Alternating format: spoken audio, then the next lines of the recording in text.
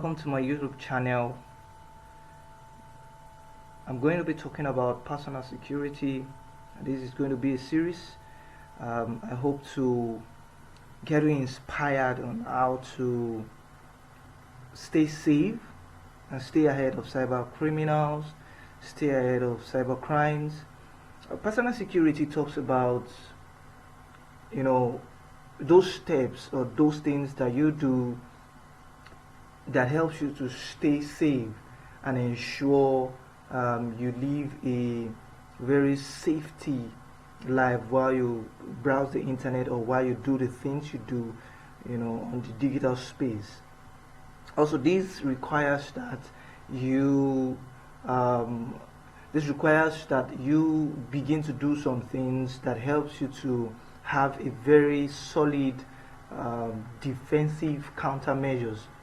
That is you have strategies that helps you to have some defensive mechanisms that helps you to stand against or defend against attack from external sources, or while you surf the internet, or while you do the things you do in the cyberspace. This is what personal security is all about, and the goal is that you ensure that you are not a victim of any cyber attack or any cyber crime.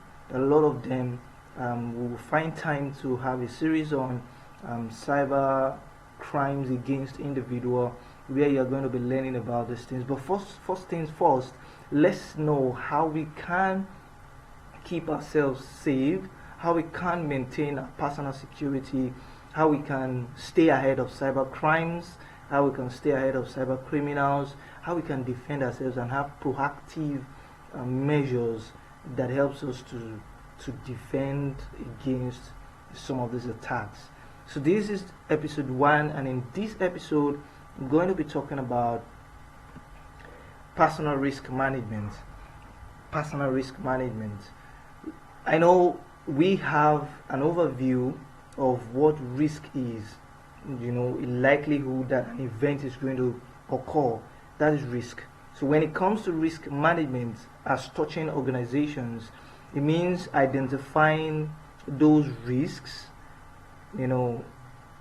risks or threats, or should I say cyber attacks or vulnerabilities, weaknesses in the organization that can result to a livelihood of a security event or a security incident, identifying them and managing them, seeing to reduce the likelihood of those events or security incidents from happening. You understand? Reducing the risk, reducing the threat, reducing the vulnerabilities, so that you can have a very holistic cyber resilience program. You understand? I want to believe you understand. So this is risk management when it comes to organizations. This is what it is when it comes to organizations: identifying, analyzing the threat profile, the risk profile of an organization, then try to find a way of reducing the likelihood of those, the event that comes with those risks. You understand? So now personal risk management has to do with the same ideology that we adopt in an organization to carry out risk management. So you identify and classify your personally identifiable information. In an organization also, they try to identify what information requires what level of protection. What information requires what level of protection, then they implement the protection and continuously monitor the protection to see that it's going as planned. So the same thing is applicable to individuals. You identify and classify your personally identifiable information that identifies you, that tells who you are, that information that helps people to identify with you and recognize you, that makes you unique. You identify and classify them. You assess your vulnerabilities, your weaknesses, loopholes in your personal life, then you discover potential threats that can exploit those vulnerabilities and reduce the risk of cyber attack. This is what personal risk management is. As simple as that. It's so simple. So it is stuff that you can do yourself. You don't need anybody to do that for you, right? So let's just get right into it. So how do you conduct personal risk management? The first step is, as I've said earlier on, that you need to identify and classify sensitive information about you. Sensitive information about you. There's some information about you that are official. Some are sensitive. That is, if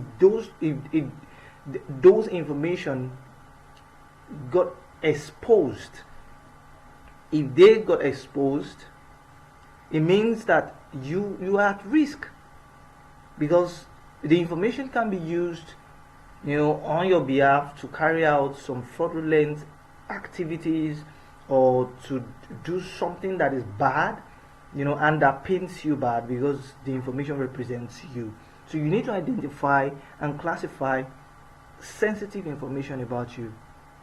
For example, personally identifiable information like your bank verification number. If you're living in Nigeria, you're living in US or United States, you classify, okay, social security number, you identify, does this information about me, is this sensitive? Is this something that if it is exposed, it can put me at risk? So these are the questions you need to ask yourself. You identify them and then classify them. So you can do your classification in such a way that you categorize the information you identify about yourself. It might be, okay, this information is about my medical record, what my medical history. Under medical record, you just put medical record, then you put medical history and medical information, your medical information, health information. Then you can put, okay, payment information, maybe your bank verification number, your payment card details. You put it under it. Then after that, you now look at it, okay, this information, if exposed, will I be at risk? Will I be at risk? If this information gets exposed, will I be at risk? That is the first step. The second step is use the search engine to discover if the identified information is publicly available. If the identified information is publicly available, we use Google all the time. We use search engine like Bing and other search engines. We use it all the time to search, to make research, to know about stuff. You can use this same method to discover if your sensitive information is publicly available by just typing your name or typing about you on Google, for example. It will bring the information that is publicly available to you. When you see the information or the data publicly available to you, then it takes you to the third step. Anyone that is sensitive, anyone that you have identified as sensitive information about you, immediately take them down. Take them down if you discover any. Take them down. You can just follow through whatever site or whatever page that Google brings out for you. You follow through and then you make sure you take the information or the data, you take it down. Take it down. Because as it is publicly available, any cyber criminals can get their hand, on those information and, take it up from there. This is how it all starts. But these are proactive actions you have to take in order to stay safe. And the fourth step is identify technologies and applications you interact with. Identify technologies and applications you interact with. We use our phones, we use our systems, but our laptops, our computers.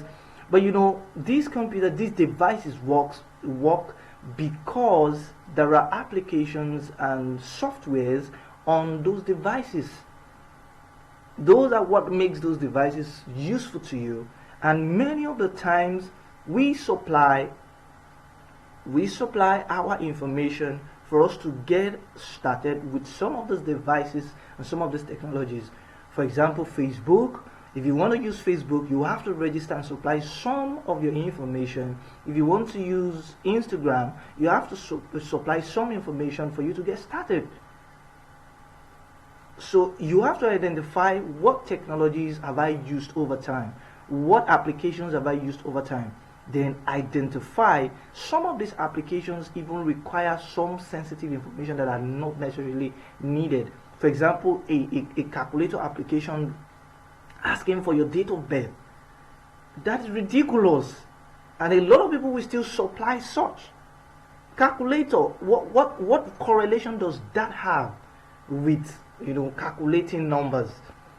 And a lot of people have given out their information, sensitive information about them.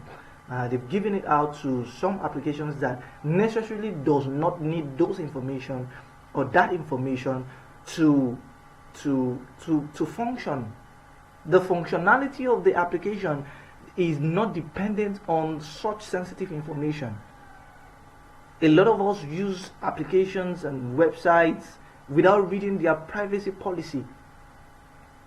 It is very key. This is your life. This is information about you that is sensitive, that can be used to put you at risk.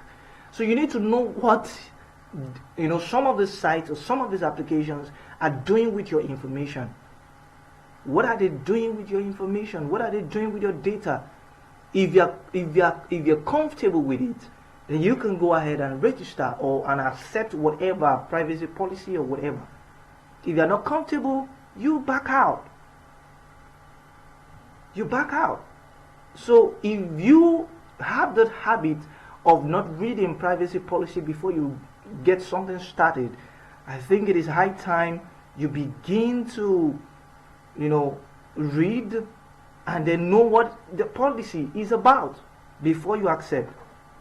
The fifth step is check if any of the identified information resides in the identified technologies or applications. So when you identify some of the information, check if they reside there or they were just used for you to get started, or they reside in the application. Then examine the technology and application if they are secured enough to host your information. You have to check those applications, you have to check those technologies if they are secured enough. For example, a website that does not have HTTPS. HTTPS has another layer of protection to a website and encrypts your communication and connection over that website. When you send information, when you send some of your personal information that are sensitive, like your payment card information, it will be encrypted before it is sent over the internet. That is the usefulness or the benefit of HTTPS. So when you see HTTP, it means whatever connection you make over that website or on that website will not be encrypted. The information you supply will be in plain text, and with that, cyber criminals can easily get access to the information you supply. So these are the simple steps.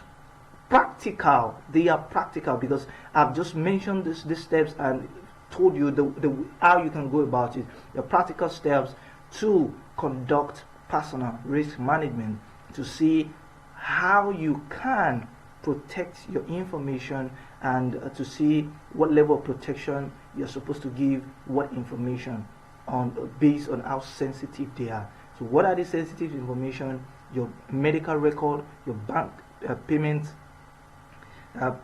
card details, your credit card, your debit card details, your PIN, your password to log on to many of the accounts on the internet. Sometimes your date of birth, depending on what application or what site you're using. So these are sensitive information about you. Your mother's maiden name is also a sensitive information about you. Don't just give out this information anyhow. When you discover they are publicly available, take them down. Thank you for watching this episode. Next episode, I'm going to be demonstrating, this is just a talk. So next episode, I'm going to be demonstrating using some free tools to identify informations that are publicly available, and to also see if any of your information is included in any data breach. We'll talk about what data breach is next time, and then we'll go right into demonstration. Thank you for watching, and do not forget to subscribe and like and share with your connections and friends. Thank you. Bye for now.